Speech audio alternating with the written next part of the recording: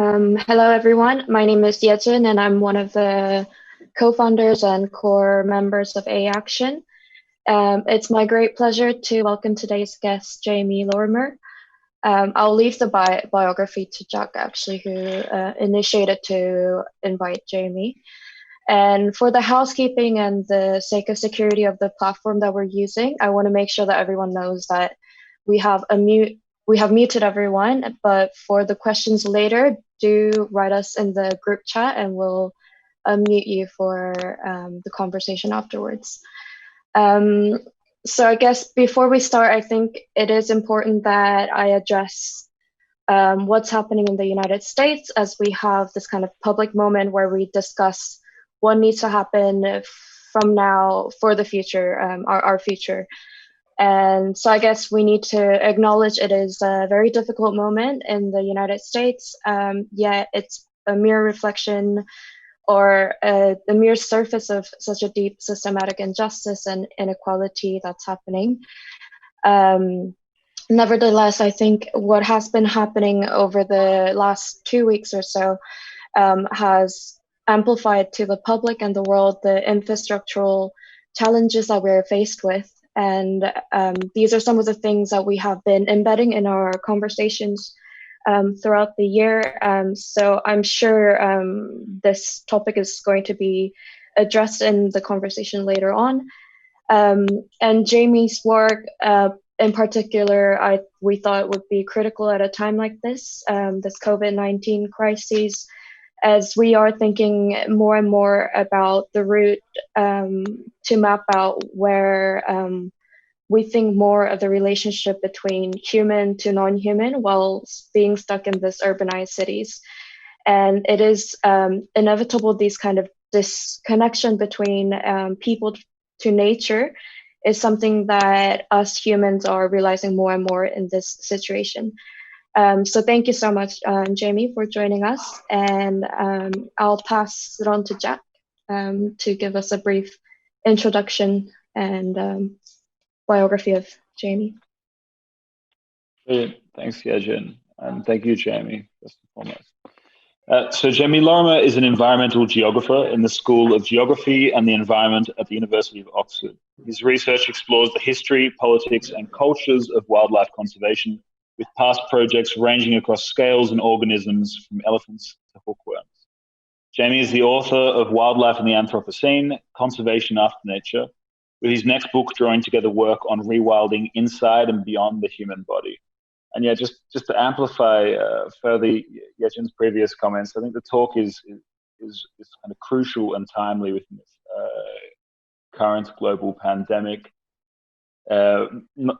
Both, kind of surface level rewilding has been lauded by certain people as one of the kind of positive repercussions of the international lockdown, especially within urban networks. Yet also, as Yejin said, how certain discussions have highlighted the origins of these pandemics may exist exactly in kind of human interactions or unsustainable human interactions with the wild.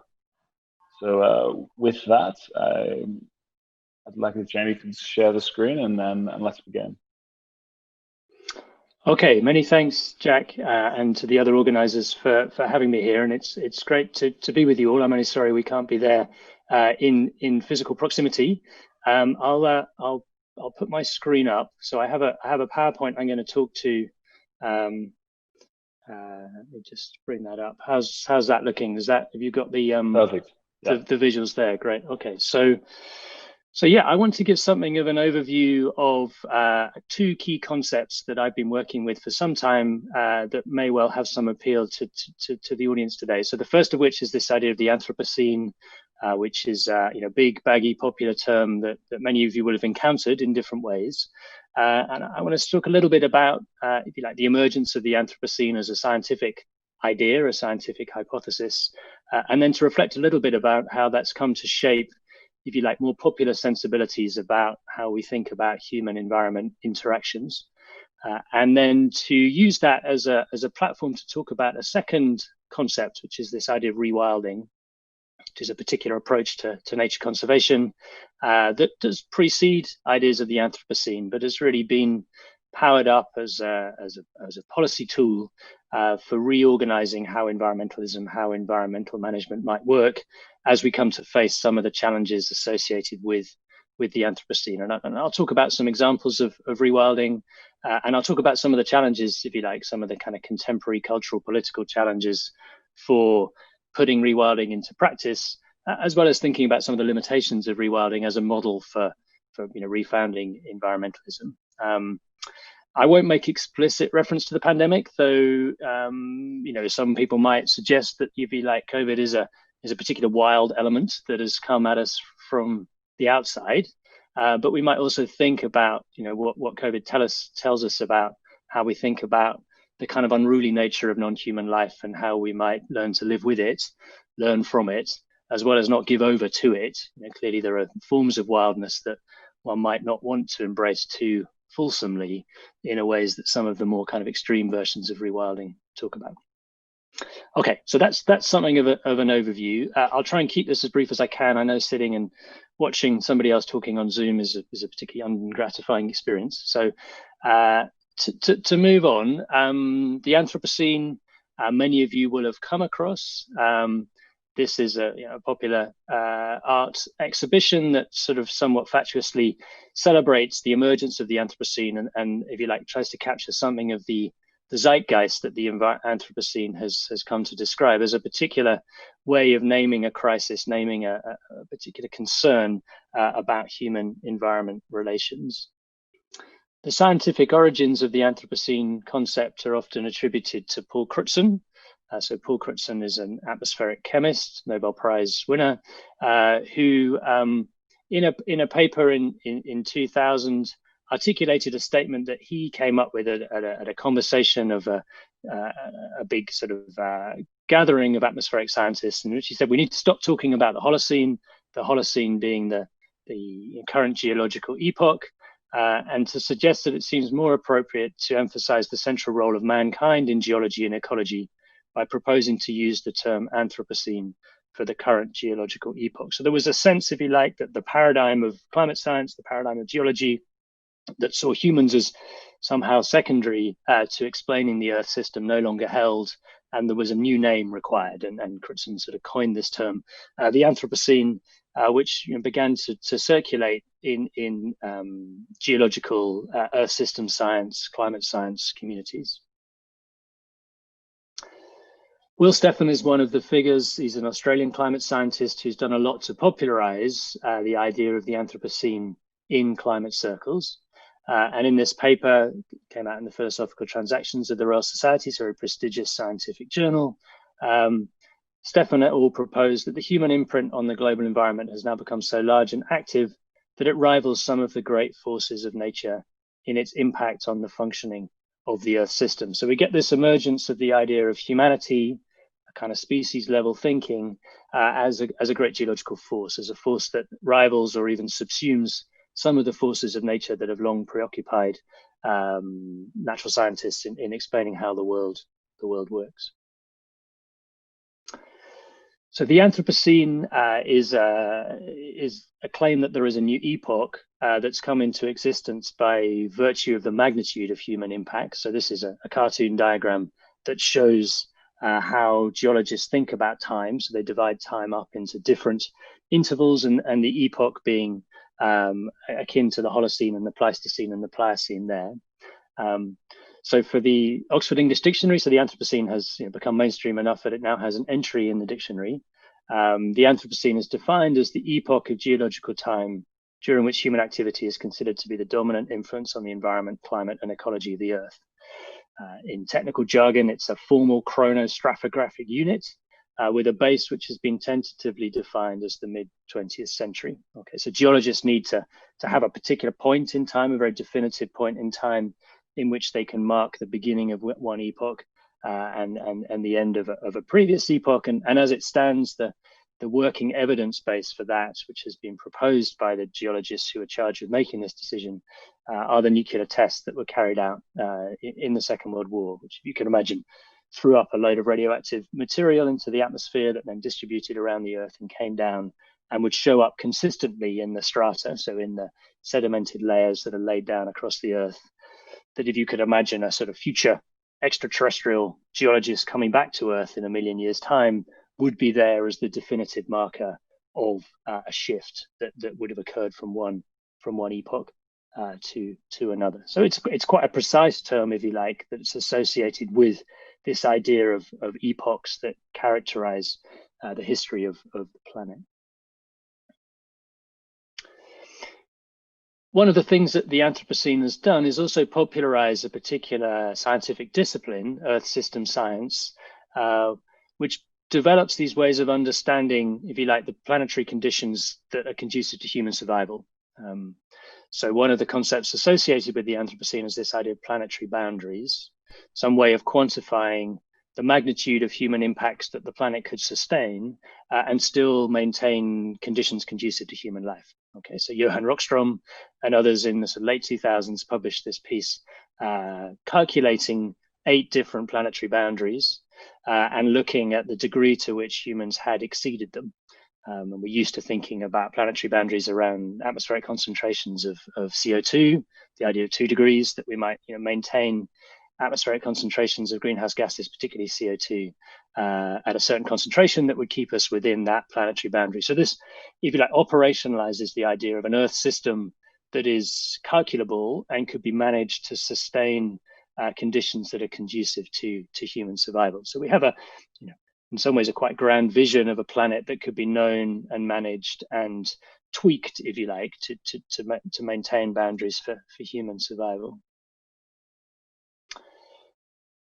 Earth system science is premised on systems thinking and on a version of systems thinking that understands change as nonlinear.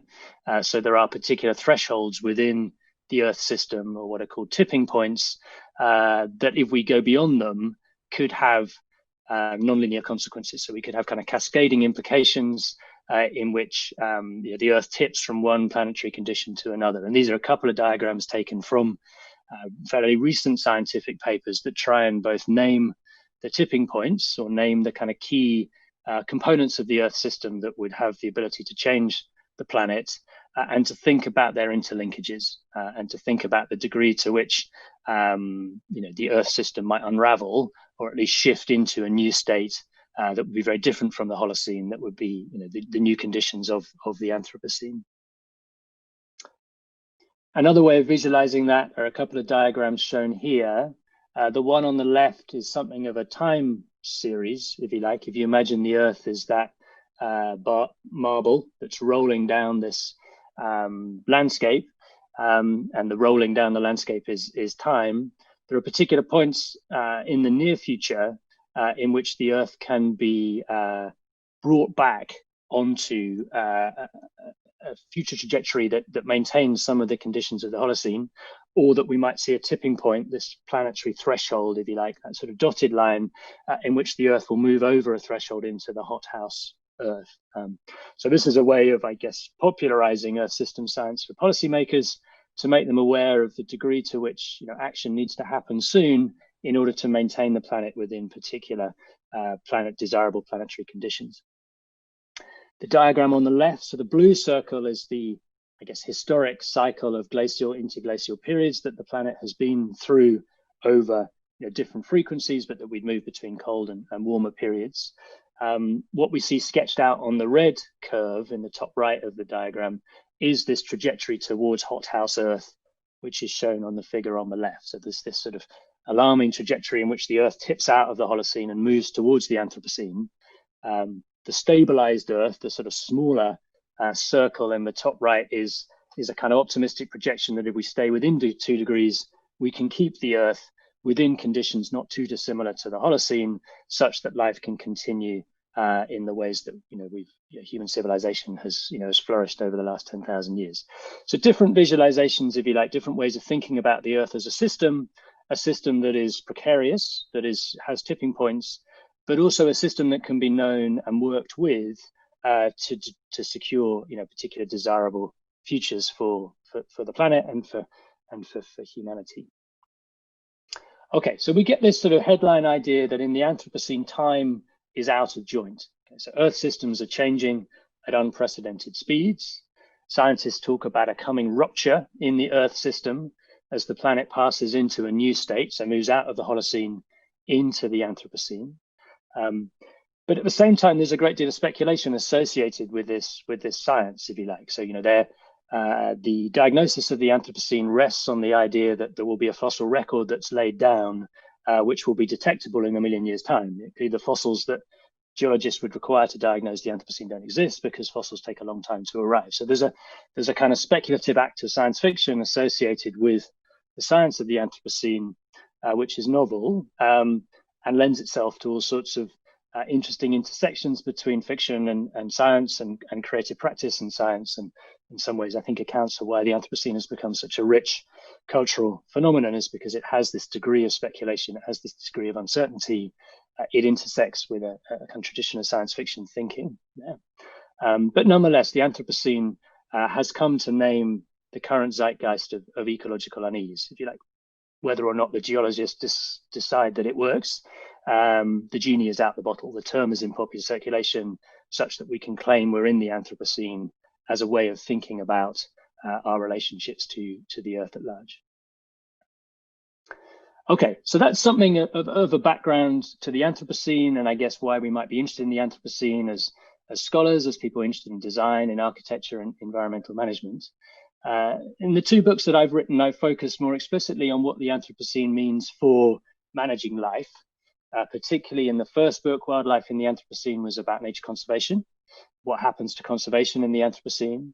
And then my other book, which is coming out later this year, is interested in a more general way in which different policy domains have been responding to the diagnosis of the Anthropocene and the rise of what I'm calling a probiotic approach to managing life, in which policymakers, scientists, managers are trying to use life to manage life. So using particular components of an ecological system, keystone species, if you like wolves, to manage the dynamics of an ecology to secure desired ecological properties. And I'll say a bit more about that as it follows. But I guess the headline story here is that the diagnosis of the Anthropocene brings to an end a particular understanding of nature, a particular Western understanding of nature that holds nature as something separate from and different to society, and a binary ontology, a binary understanding of the world, in which nature is out there, often mapped onto wilderness areas, mapped onto the countryside, and the job of conservation is to secure those areas, prevent them changing, prevent people going in them, or prevent people damaging them. And as long as those places stay the same, life is secure.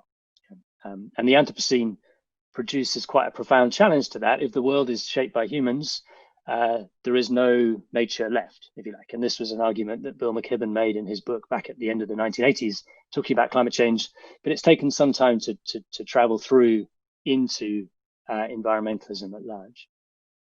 So this would really challenge the popular understandings of nature that we've been fed by the BBC, for example. David Attenborough, in his trips around the world on 9 o'clock on BBC Two and on whatever night it is, or now on Netflix, when we see nature without people. Attenborough takes us to Africa, and Africa is somehow an unpopulated place, or the people who feature might be somehow naturalized and folded into the landscape. So there's a kind of idea of nature which is purified, and it's natural by virtue of the fact it doesn't change very much, and it's not marked by human activities. In Europe, in the UK, we have a slightly different idea of nature, but again, it's a nature that is natural because it hasn't been changed by modern life. So if you look at the National Trust or many popular understandings of nature, nature is associated with a kind of feudal British past of hedgerows and oak trees and low intensity agricultural systems.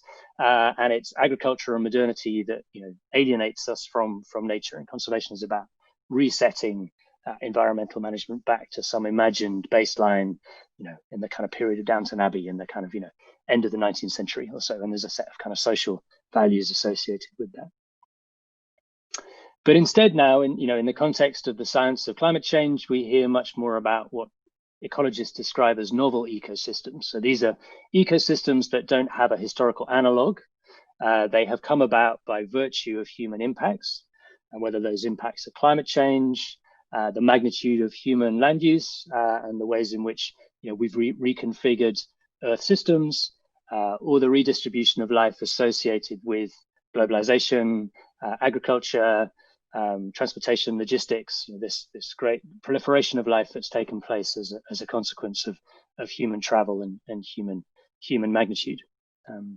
So we get a different understanding of the nature of life in the Anthropocene that's captured, for example, in work by people like Earl Ellis, who has this concept of anthromes. So this is a diagram produced by Ellis and his collaborators, in which we have a continuum of forms of life sketched out on the top there between the wild and the used, and the novel is the blue sort of wedge that decreases from the left to the right.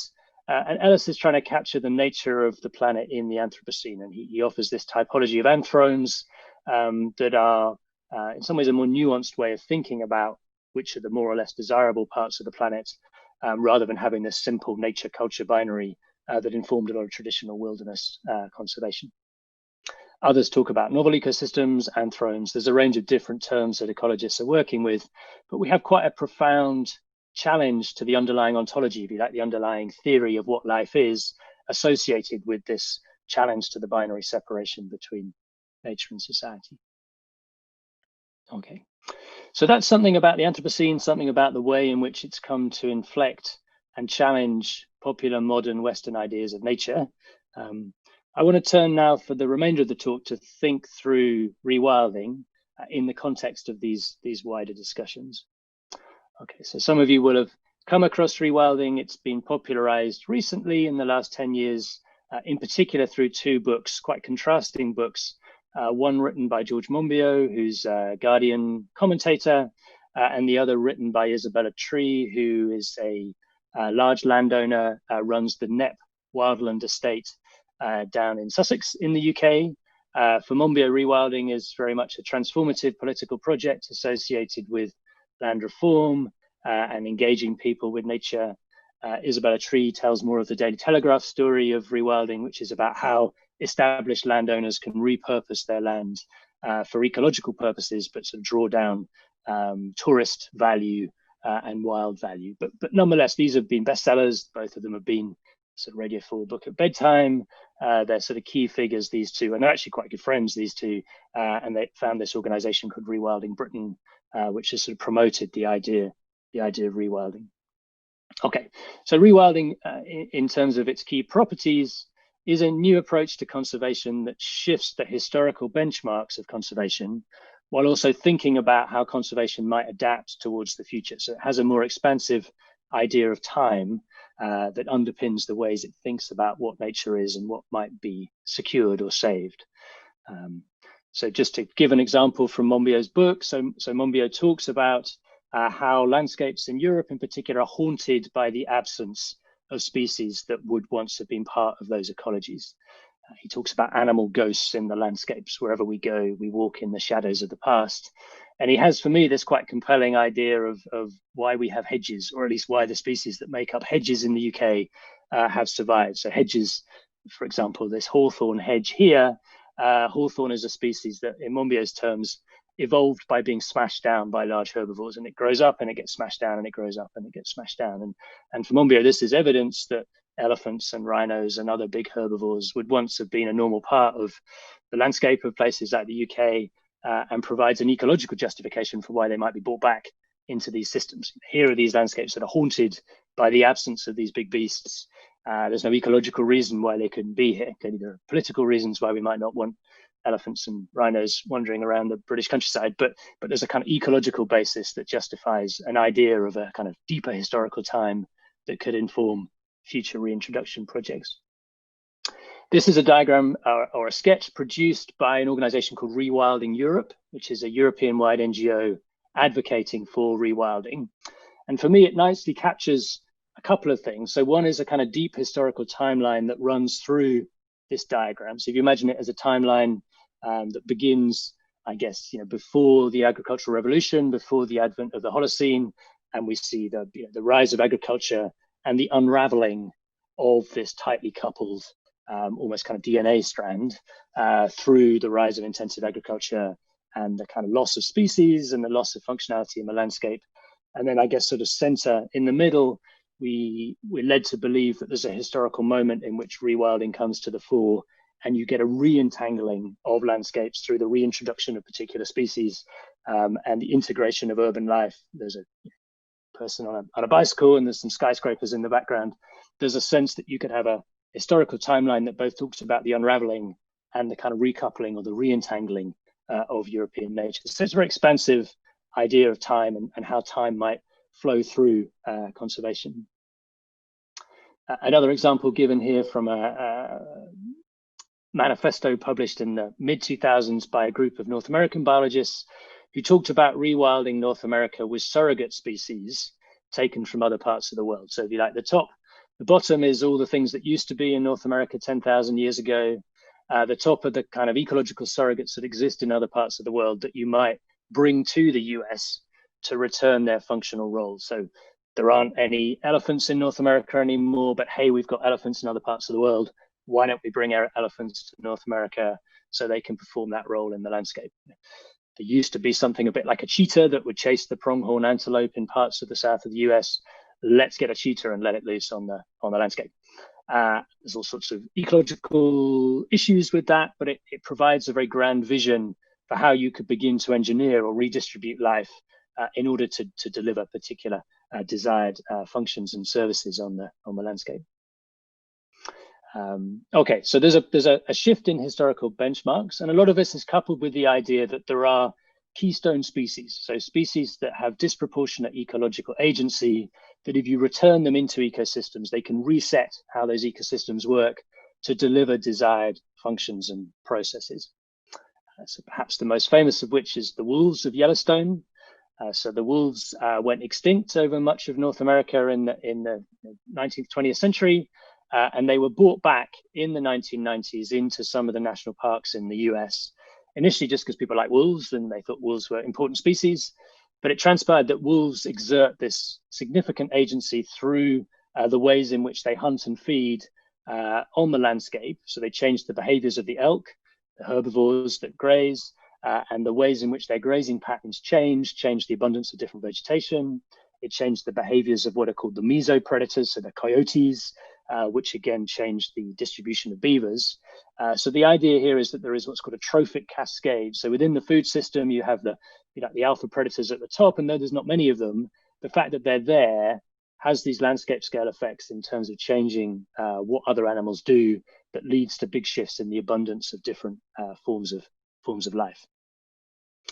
In the UK, we're more preoccupied with beavers at the moment. The idea is that we could reintroduce beavers as a way of addressing flood risk, as a way of improving water quality.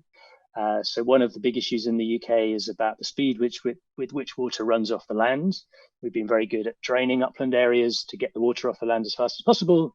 But as we get more and more extreme rainfall patterns, that water funnels down into towns and cities and causes extreme flooding events. So the idea is that you could reintroduce the beavers, particularly into upland areas. They build their dams. They would retain water on the land. They'd slow the flow of water, and they do this on the cheap, if you like. I mean, they've been paying people to do things a bit like beavers for a while, to complexify drainage systems in upland areas, to build leaky dams.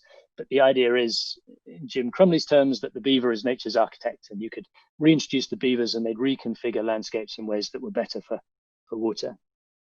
So the beaver would be another keystone species that we could stand alongside the wolf. Perhaps the most ambitious of these schemes, and a scheme that really illustrates this idea of an Earth system that can be managed by the reintroduction of species, is this proposal by two Russian biologists and nature conservationists, the Zimovs, so father and son, who have been managing a large area of Siberia for some time. And their argument is that this is a landscape that would have once been dominated by the mammoth. And in the absence of the mammoth, we see different vegetation patterns. But particularly what they're concerned about is that in the absence of the mammoth, there is a greater risk that the tundra, so the permafrost in the tundra, will melt. Big herbivores trample down the snow, and when trampling down the snow, they create this insulating blanket that keeps the landscape cold through the winter. And in the absence of these big herbivores, they suggest there's a greater risk that the permafrost will melt, and this will release what they call a methane bomb into the atmosphere. So there's a kind of tipping point in which the absence of these big herbivores has the potential to fundamentally destabilize the climate system. And so they proposed that the mammoth is the proper tool to fight global warming. So here we have the mammoth being proposed as this kind of ecological engineer that could stabilize a planetary system. Obviously, there's lots of challenges to reintroducing, bringing back large mammoths. They don't exist. There will be very few of them. The reasons why mammoths were killed in the first place haven't been addressed, but nonetheless, that sort of vision of a keystone species as capable of re-engineering landscapes is very well illustrated in this example. The mammoth is a proposed example of what is described as de-extinction. We find actually existing examples of de-extinction, or at least the backbreeding of keystone species, in a range of European initiatives that are interested in bringing back the aurochs. So the aurochs is the cattle, the cow, from which all domestic cattle are domesticated from. But the wild aurochs, be like the species from which we now have cattle, went extinct. But the argument made by this group called the TAROS program is that the important parts of the auroch still exist in domestic species, and that with careful breeding, you could breed back the aurochs so you would have a more desirable wild cow that you could use for grazing projects in Europe that were trying to simulate naturalistic grazing dynamics. So they produced this book in which they outline a breeding program for bringing back the aurochs. They've sequenced the aurochs genome and they compare it to the genetic signatures of other cattle breeds to design a selective breeding program that will produce what they call the aurochs 2.0. So this is, if you like, the ideal ecological engineer that could be put back into temperate areas of Europe that will deliver biodiversity, that will deliver desired ecosystem functions. And the interesting thing here is that the aurochs 2.0 doesn't necessarily have to be exactly like the past aurochs. It needs to, if you like, perform similar functions in the landscape. And they're also open to the idea that it could look different in different parts of Europe because people have different ideas about what a cow looks like in different parts of Europe, but also that it needs to be compatible with dogs and other people you might meet in nature reserves. It doesn't need to be quite as ferocious, for example, as the aurochs was historically. So there's a kind of engineering logic that runs through this alongside an idea that we could get back to some kind of naturalistic idea of the functional role that these animals played in the landscape. Okay, so that would be a second key dimension of rewilding. So this big focus on keystone species. The third of which is a different set of ideas about what the role of humans might be in facilitating rewilding. So many of those projects I've just described are very much human designed, human engineered initiatives. But there's also a sense to which rewilding is about giving some autonomy to ecological systems. It's about the kind of passive abandonment of land, either deliberately or inadvertently, that gives space for ecological systems to flourish in certain ways.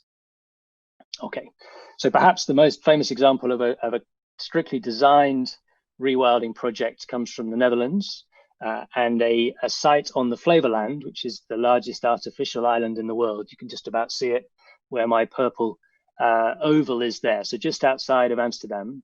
So the Flevoland was created in the post-war period to create new land for agriculture and industry and housing, but a particular section of it was never successfully drained.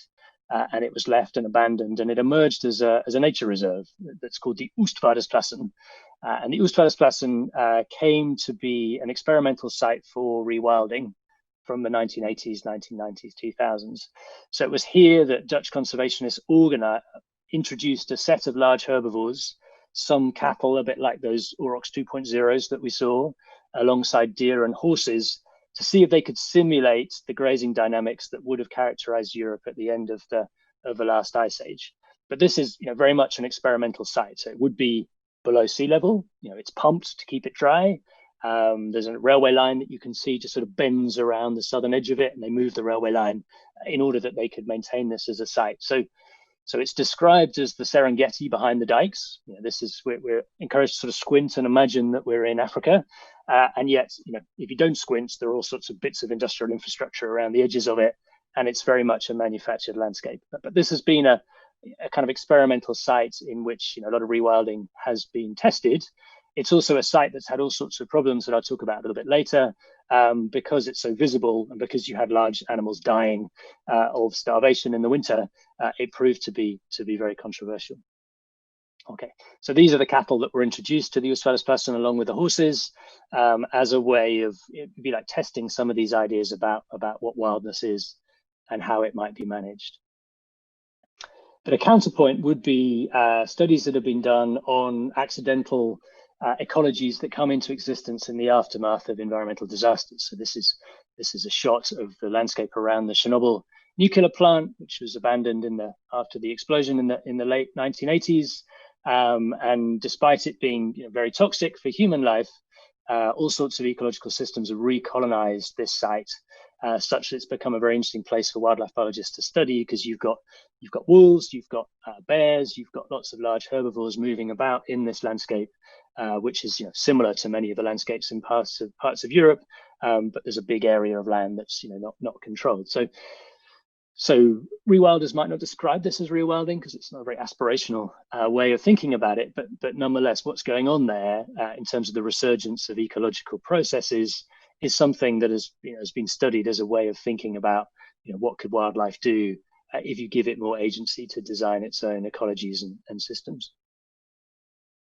Okay, and then finally, if we were to sort of nail down 4 dimensions of rewilding, one of the things about it is it's a very optimistic, very ambitious way of thinking about conservation. So conservation through much of the 20th century was largely about managing species to extinction. It was about rare species, and it was understandably concerned about extinction, but it became a very pessimistic story about we can secure fragments of nature, in particular protected areas.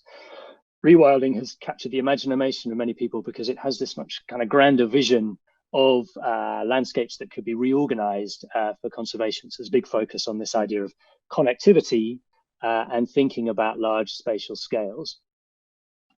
So again, Rewilding Europe, just to pick up on some of their visualizations, produced this map of what they think a future of Europe might look like. And you look at it and gosh, that's quite exciting. And then the specifics of which species are where. I mean, if you look at Scotland, there's a sort of peculiar marsupial that's inhabiting up there. I don't quite know how that would have got there. And there's clearly not many people living on this landscape, but that an organization could have the kind of hubris to produce that kind of vision tells us something about the optimism in some conservation circles as to what the future might be like. And one of the key drivers that they're excited about, and I'll say a bit more about this in a minute, is large-scale land abandonment that's taking place in many marginal agricultural areas of Europe and North America. So there are big areas of land becoming available for wildlife because there's less farming taking place in these sites. The Dutch have really pioneered this idea of connectivity.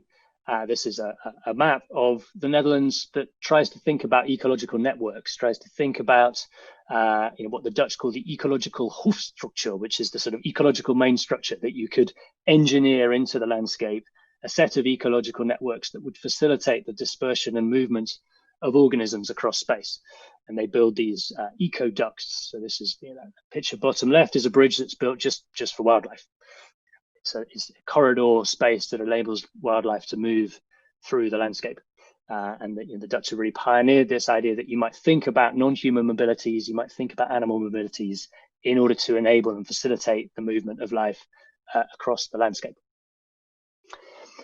Clearly, as we've learned with the pandemic, and we're learning with all sorts of invasive species, mobility facilitation is a double-edged sword. There's some things you want to move through a landscape, and there's other things you don't want to move through the landscape. The wild boar in Europe really illustrate this challenge. On the one hand, wild boar are really exciting ecological beings. They cause all sorts of disturbances that are good for wildlife, but they've also become understood to be vectors of particular animal diseases that might threaten the intensive pig industry. So there's this sort of tension within a kind of celebration of mobility, celebration of connectivity for things like wolves or things like beavers or species that might be good for nature, with the sort of biosecurity risks that these animals might damage property or they might spread disease. But nonetheless, there's a very different geographical imagination, a very different vision to this as to what wildlife might look like, or at least how wildlife might move in the Anthropocene. Okay, so those are sort of 4 key characteristics of rewilding, if you like, and then just at the end, I just want to reflect, if you like, a little bit on the social context that's made possible this enthusiasm for rewilding and some of the obstacles that might face it. So the first of which, to circle back to the discussion of the Anthropocene, is if you like, a new ecological age that's come about with a new generation discovering environmentalism, a strong environmental zeitgeist that's built popular support for environmental initiatives, particularly around climate change. Biodiversity had sort of dropped down the kind of political radar, but nonetheless, it sort of has sort of secondary benefits. And then we've got, I guess, the current pandemic and this discovery of wildlife by many people who might not have discovered it before, and this discovery of wildlife, of urban spaces where they might not have previously had access. At the bottom right of the sheep of Llandudno, the sort of feral sheep that have recolonized this town in Wales now that, at least during lockdown, people weren't permitted there. There's a sort of, self-willed rewilding process that took place that, captured social media for a short period of time. So there's a kind of contemporary zeitgeist that, has enabled rewilding to flourish. There's also, if you like, a wider set of structural economic shifts in the nature of agriculture that has freed up land for rewilding. So the reason why so much land is being abandoned in North America and Europe, why agriculture is on the decline, is because we've globalized agriculture in the north, such that much more food is produced in tropical areas of the global south. That's made agriculture in Scotland and Wales or bits of central upland areas in Europe marginal. It's because it's much cheaper to grow your lamb elsewhere. It's much cheaper to grow your wheat in other parts of the world. So on the one hand, great, there's space for rewilding in North America, but is this happening as a consequence of the reduction in wildlife in tropical regions of the world? So is this what we know a lot about deforestation in parts of the tropics? Is there really a sort of global increase in wildlife happening, or is it just a redistribution of wildness so that affluent areas of the north can enjoy their bison and their wolves at the expense of wildlife in the tropics? There's a kind of international geographical question that's important to keep in the back of our minds as we think about rewilding. And then there've been some quite profound shifts in the nature of how land is valued and what land is understood to be for, particularly again in northern temperate wealthy parts of the world. So we have the rise of a whole set of economic frameworks for valuing natural capital, ecosystem services, a great interest in the idea that landscapes could be sites for nature-based tourism and ecotourism recreation rather than production, which has really propelled the economics of rewilding, this idea that you could have high-end ecotourism ventures that would fund it and make it possible. A shift underway in subsidies, so a shift in subsidies that historically have largely fueled agricultural production. In the post-Brexit landscape agricultural subsidy regime in the UK is increasingly orientated towards this idea that public money should support public goods, which might include cultural values of landscapes, might include flood prevention for cities, a kind of reorientation of what we think land is. As well as quite a well-organized set of organizations, NGOs like Rewilding Europe and Rewilding Britain, that have really promoted and demonstrated the possibilities of rewilding experiments for offering new ways of doing land management. So there's a couple of quite high-profile demonstration projects, including this site called NEP that I mentioned earlier, that have demonstrated that you can make money out of rewilding, at least on the scale that they're doing it. And then behind the scenes, there is this kind of interesting network of philanthropists, very wealthy individuals who've really been taken by the idea of rewilding and have put an awful lot of their private wealth into making rewilding happen. This is a Times article that talked about the NEP group. NEP is the site where a lot of rewilding happens. Many of them are second or third generation industrialists who inherited wealth or made a lot of wealth in fashion, for example. So the people behind North Face, the people behind ASOS have been buying up bits of land and running these rewilding experiments. The North Face people bought land in Patagonia. The man behind ASOS has bought large tracts of Scotland and is rewilding up there. The people behind the Tetra Pak empire fund a lot of rewilding projects. So there's a kind of new revenue stream very much associated with how conservation works at the moment, where you have these philanthrocapitalists who put a lot of money into either owning land or supporting these projects that's enabled this to happen. Okay. And then, of course, there are a set of barriers and concerns that we need to be aware of that will stand in the way of rewilding being mainstreamed.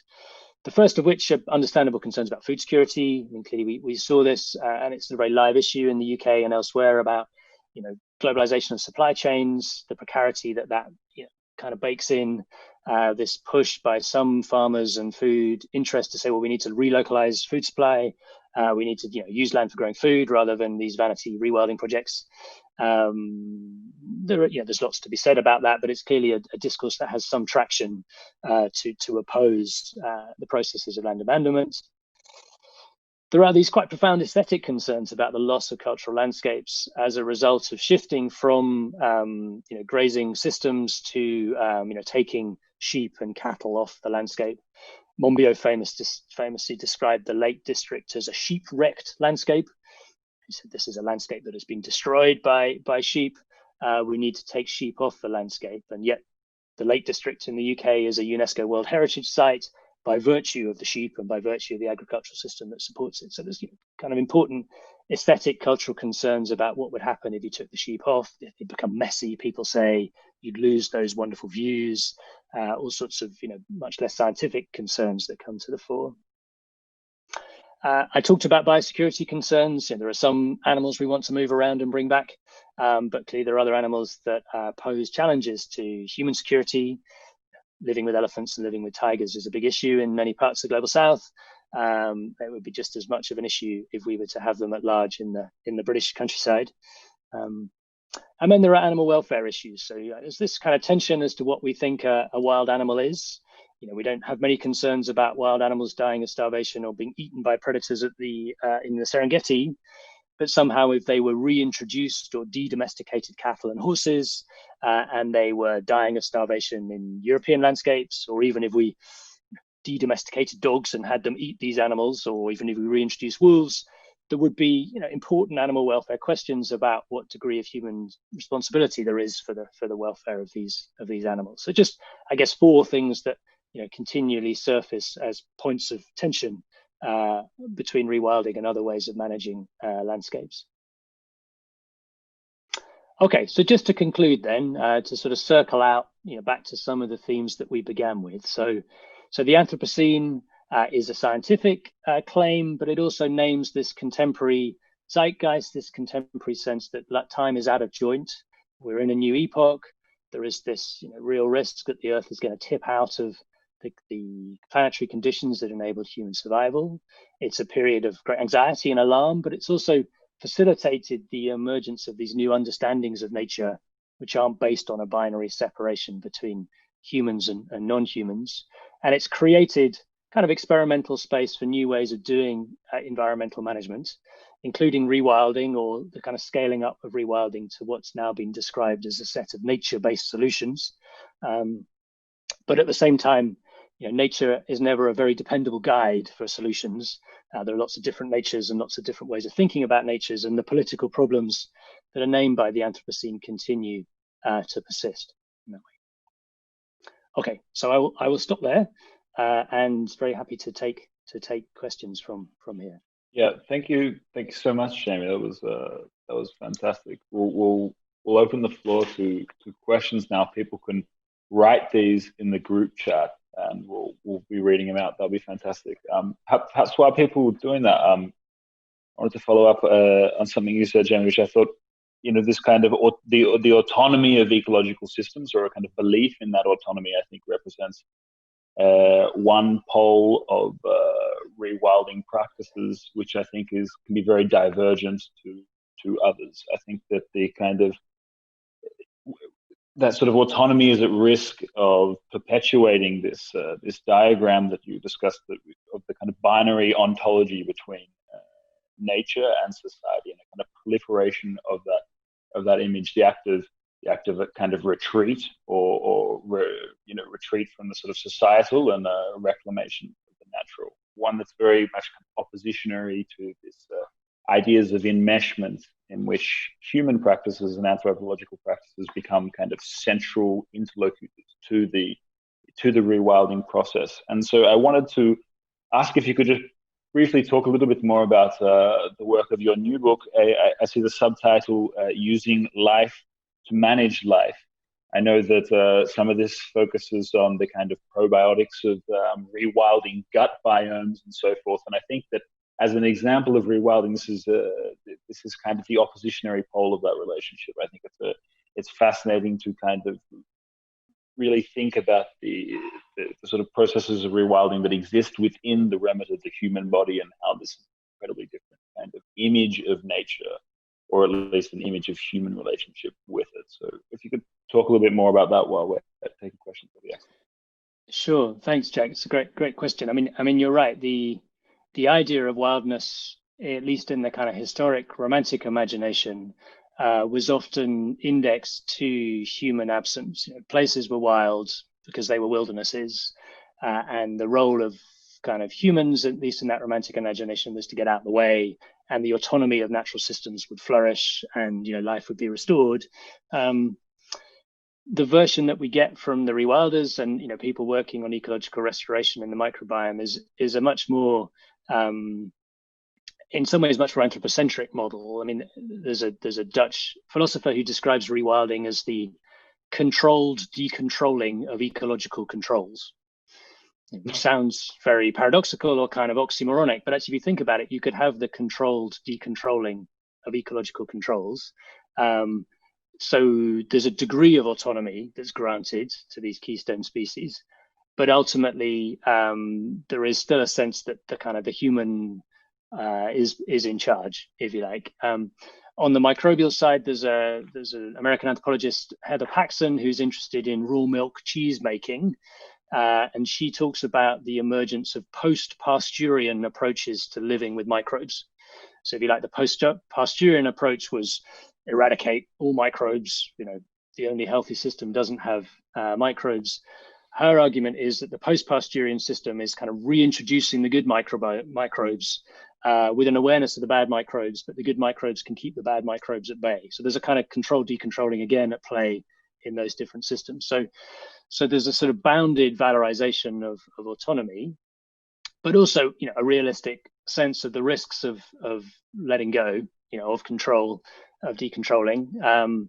We have antimicrobial resistance. There's a kind of proliferation of microbes. We have COVID as a form of autonomous natural system, but that nobody really wants to let rip, if you like, in that way. So it's this question of control, I guess, that it sort of hinges on. Yeah, just to follow that quickly, without asking too much of a polemic question. I mean, how do you feel the current situation in relation to the COVID crisis will affect attitudes towards rewilding as a whole? I mean, do you think that it's something that will perhaps boost a perceived importance of this in a sort of policy-making sense, or do you think that it's kind of do you think this sort of insurgence of a wild sort of virus in this context will be problematic for that? Yeah, I mean, it's an important question. I submitted my manuscript in November, and it was a book about loving your microbes and how wonderful microbes are, and then the pandemic happened, and so I managed to persuade the publishers to let me write a preface for the book, which allowed me to reflect on this. And and I guess what we're seeing with COVID is it's a massively unequal thing that impacts different people in different places in different ways. And this is true for rewilding and true for the probiotic turn, that there are some people in some parts of the world who have that control that allows them to do decontrolling, if you like. And then there are other parts of the world where that control has never existed, or it's been taken away from people such that they remain exposed to tigers or elephants or infectious diseases that we thought we'd got rid of.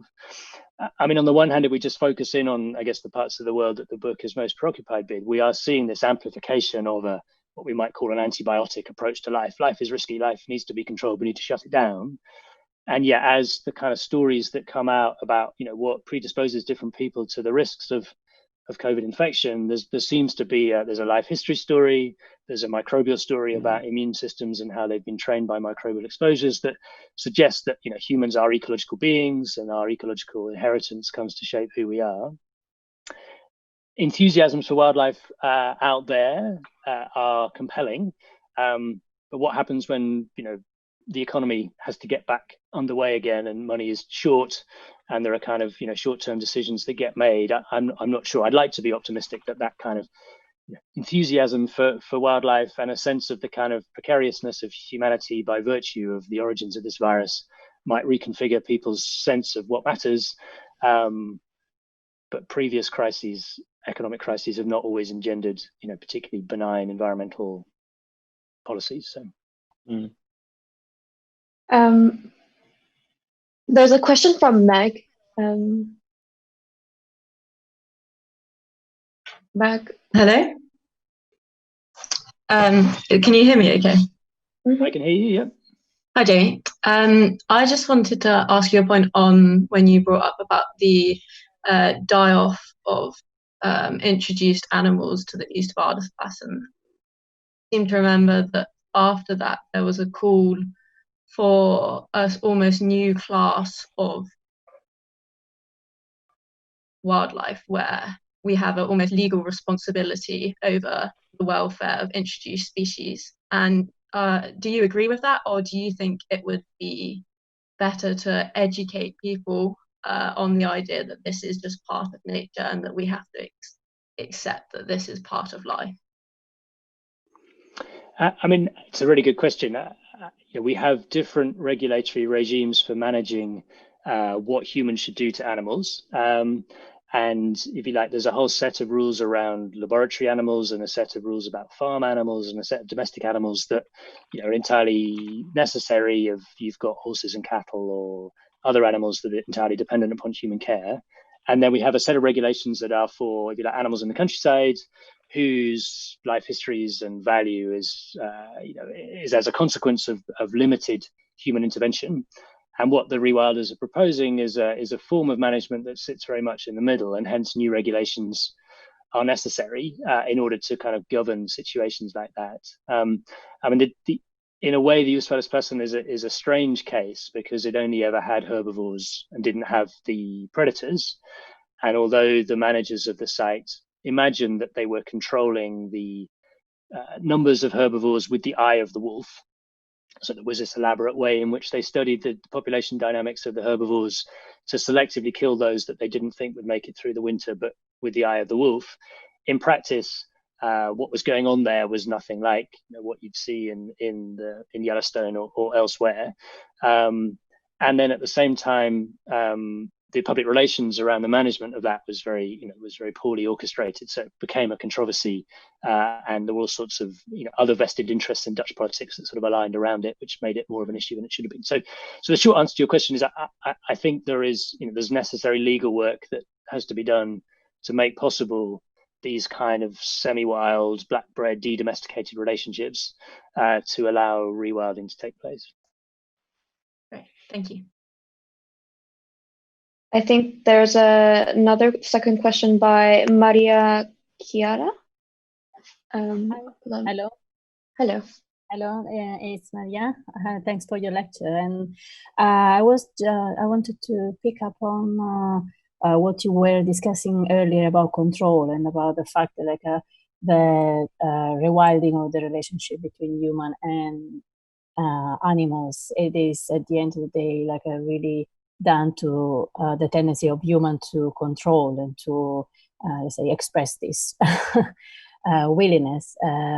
So how can we actually, and how do you see the possibility of set back this control, especially in cities and in a very dense urban environment? I believe that there are many possibilities. There are many ways forward to reintroducing wildlife, even within cities, even more actually within cities than in open landscape. We can see cities in India, or where I believe is also part of course, the recipe to include different, even big animals in cities. So how can we kind of imagine this cosmic balance even in cities, like a very urban environment?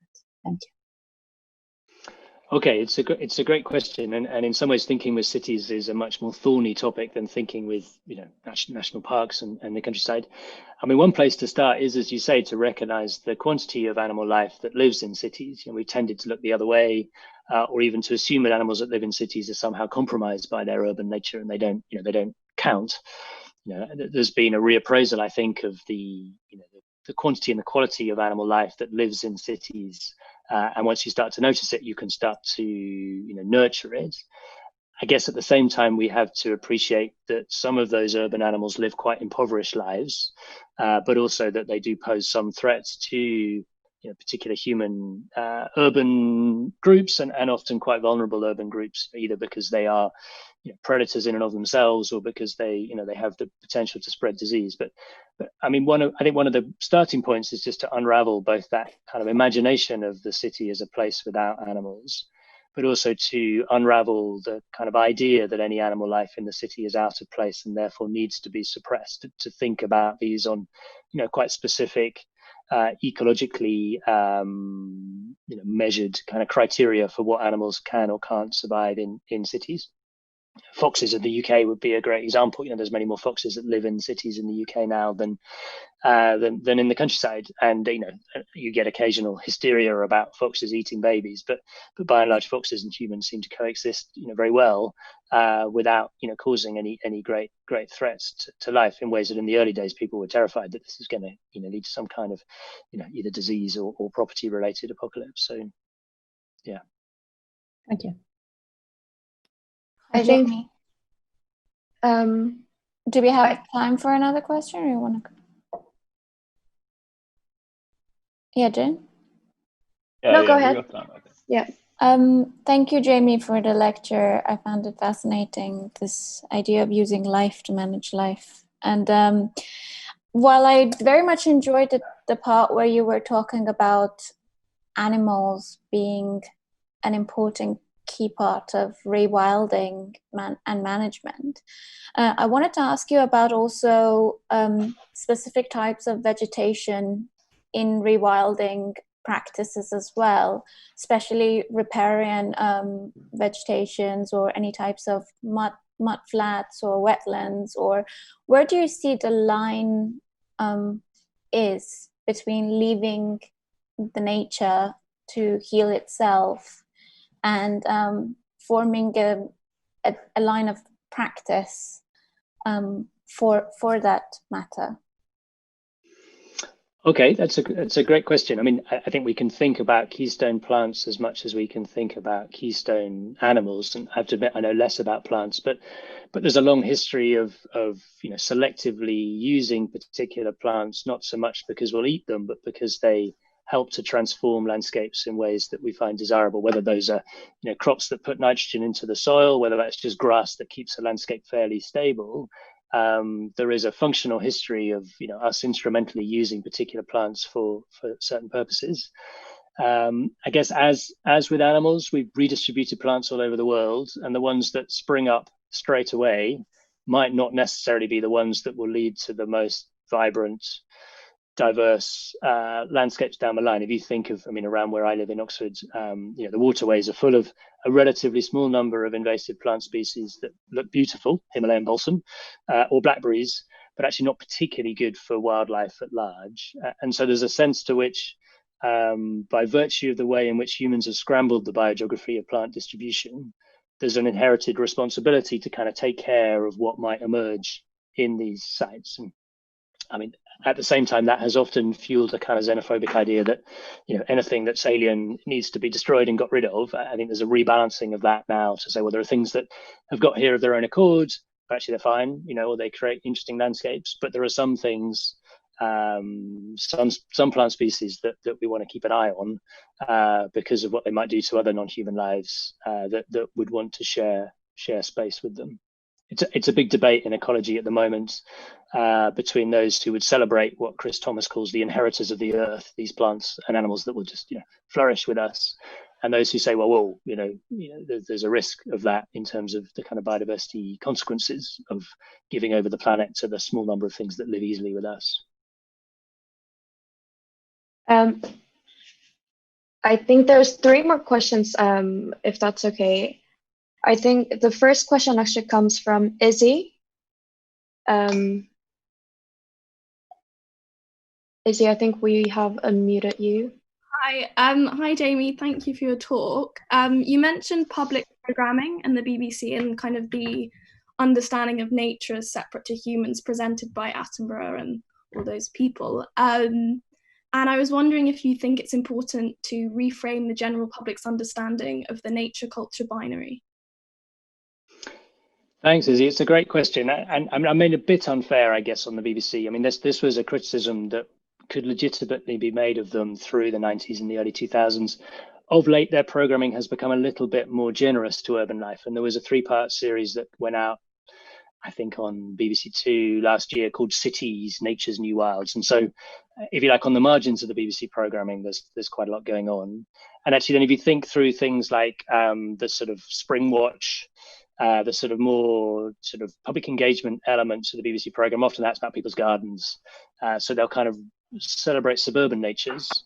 But the idea that there are kind of vibrant ecologies to be found in the scruffy brownfield sites and bomb sites and all the rest of it, the UK, is still kind of marginal as a programming interest, and still something that kind of rubs up against, if you like, a certain idea in middle-class Britain of where nature is and what nature ought to be, and, if you like, a certain sort of normative idea of, what are, sites that one would go if one wanted to have a wholesome natural experience. You'd go out to the countryside, you'd go to a National Trust property, you wouldn't go to the back of Tesco's and have a look at the interesting kind of invertebrate life that's living amongst the abandoned supermarket trolleys, let's say.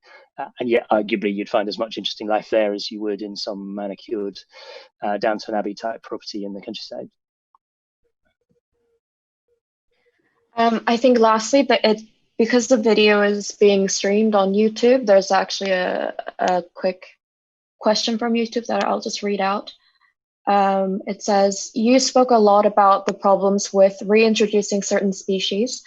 Do you think we can morally distill the species that we need for rewilding to their ecological contribution? Yeah. It's a great question. I mean, the short answer is no. I think that would be, it would on the one hand only save, if you like, a very small subset of species. It would be incredibly hubristic to think that humans have that right or even that ability to predict what we need. I guess what's interesting is it changes the focus of conservation, which for a long time has been about rarity or this quite elusive idea of charismatic species. So in the first book, I talk a lot about this idea of non-human charisma, what it is that makes certain species more charismatic than others, why it is that we love the panda so much. And the criteria for valuing life around charisma is another, if you like, very narrow way of drawing up what gets in the arc than others. So if you could couple charisma with ecological value, you expand it a little bit more. There's all sorts of ugly, invisible, useless things that we should still want to have a place for on the planet. But become harder to sort of develop economic functional logics for targeting their conservation.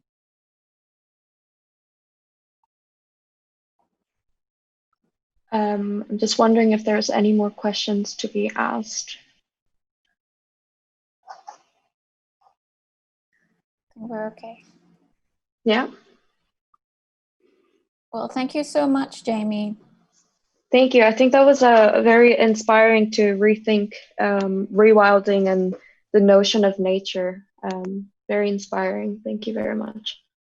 Great. Well, thank you. And yeah, I'm very happy to answer follow-up questions. My email was on the presentation, and I guess the organizers could make it available if they wanted to. And yeah, just to say that the book is coming out in November. It'll be on Amazon and elsewhere. But thank you very much for the invitation.